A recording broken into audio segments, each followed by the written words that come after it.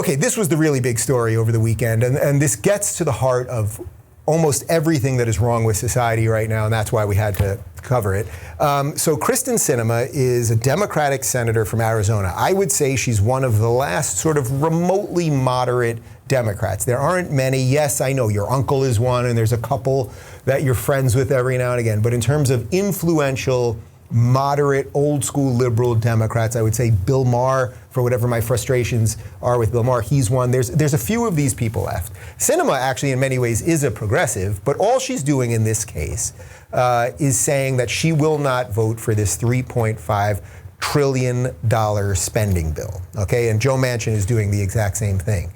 She's saying it's just too much spending, and she also is tacitly acknowledging that they're lying because they keep telling you $3.5 trillion will cost nothing. Now, the way they're rationalizing that is that they're saying it won't add anything to the deficit because we're just going to take money from other people. It's an extraordinary lie. Anyone with basic math would understand. Not even math. I mean, you just have to take one logic class to understand that if you spend $3.5 trillion, it's not zero, even if you just steal it from other people. That's still spending money, okay? It's just not adding to your own personal debt. And I have no doubt that it would add to the debt anyway because we're a debtor nation and we got to pay interest, and China may come collecting some of that stuff one day, so we're probably going to have to bomb them. But that's a whole other story.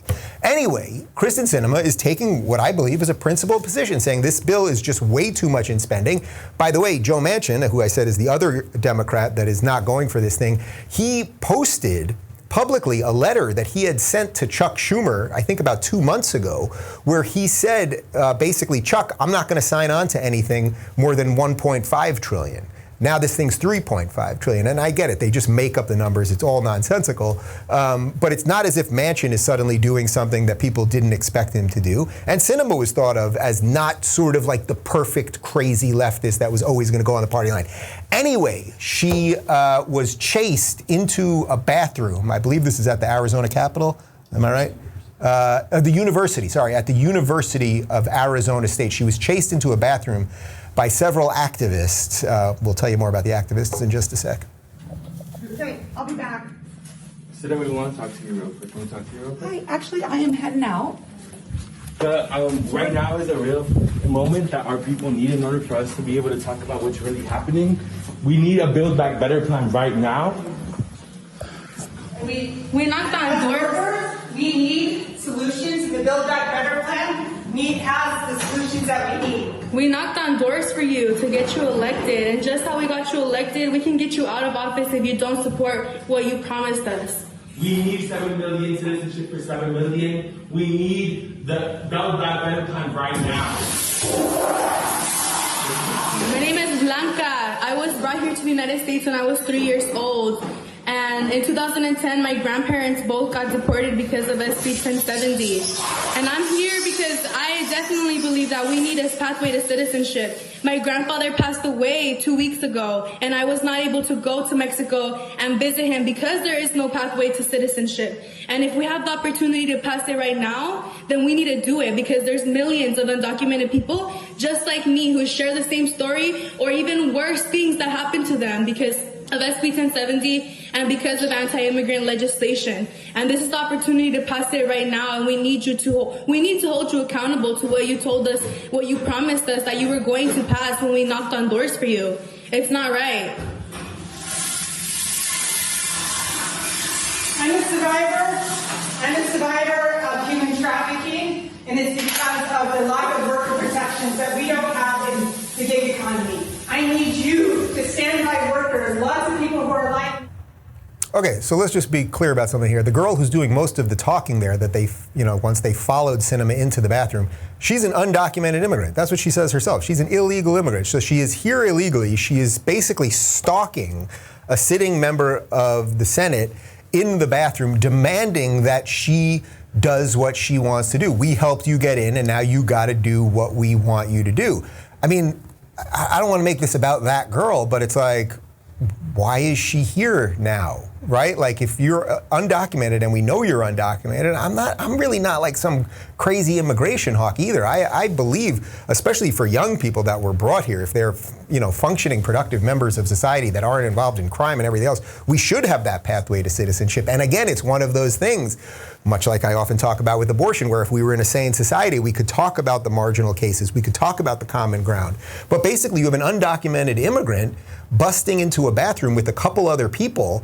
In essence, they're threatening her. Like, why else are you getting in her face? Now, we all know that Maxine Waters said you should get in their faces. She was talking about conservatives in this case. I don't know if she fully thought it would come to roost in her own party with her own, Democratic senators. But this is what they want in essence. I have a quote from Blanca, who was talking there. She said, "I was brought here to the United States when I was 3 years old. In 2010, both my grandparents got deported because of SB 1070. So her grandparents obviously came here illegally. They got deported. We could debate whether that was right or not, or what their individual situation is. But now she's undocumented, but she has the gall as an undocumented citizen, as someone that is here illegally, to chase a senator down into the bathroom. Now, we know that this isn't going to get major play, obviously, on CNN or on MSNBC or on Washington Post or New York Times, because this doesn't fit the narrative, right? This is, well, in a certain respect, it does fit the narrative in that it's, this senator is not extreme enough, so the base is angry.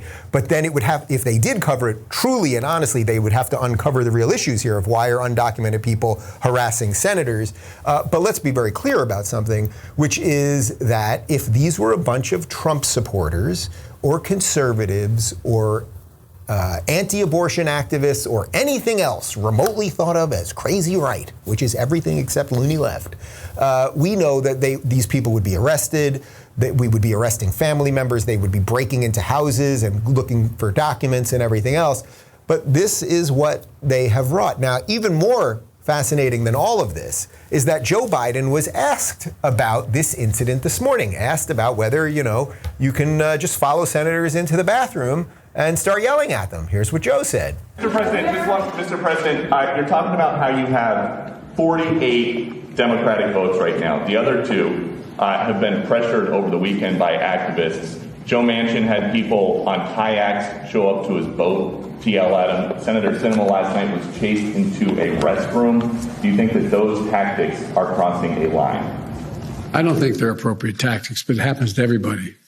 From the only people it doesn't happen to are people who have Secret Service standing around them. So it's part of the process, yes.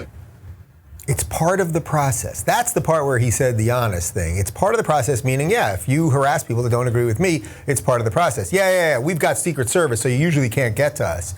But, it's part of the process. Just imagine if Donald Trump had said that. Imagine if anti-abortion activists busted into a bathroom, started harassing AOC, and then Trump was asked about it. He said, it's part of the process. We would be in an impeachment now. Right this moment, same day, impeachment 3, the trilogy, it would be here. These people are just liars. They lie about absolutely everything, and they will gladly use intimidation and political violence when they can.